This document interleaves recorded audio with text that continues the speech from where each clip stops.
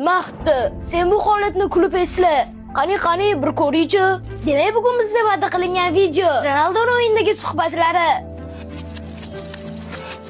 Mana bu holat ko'pchilikni esida. Gane Portugaliya o'yinida Portugaliya darvozaboni Diego Costa xatoga yo'l qo'yadi. Ronaldoni 1 yilga qaritgan xato. O'yindan keyin esa Ronaldo agressiv tarzda Costaga gapirayotgan videosi tarqaladi. Ko'pchilik Ronaldo urushib berayotdi deb o'ylagan, lekin hammasi teskari bo'lgan. Eshit, sen gol o'tkazib yubordingmi?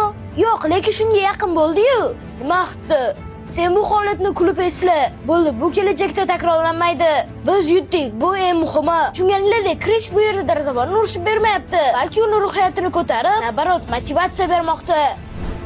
Keyingi holatga o'tishdan oldin 28-yanvar tunda Real Benfica bilan play-off 8talikka kirish uchun o'ynashadi. Kecha yilning oxirgi turida hamma o'yinlar bir vaqtda bo'lgani hisobiga Benfica Real o'yinlari TV'da qo'yilmas ekan. Lekin buni yechimini Madrid ishi sahifasi qilib qo'yishibdi. Profil opisiyasidagi havola ustiga bosib, Telegram kanallariga o'tib olinglar va o'yinni yaxshi sifatda ko'rishingiz mumkin.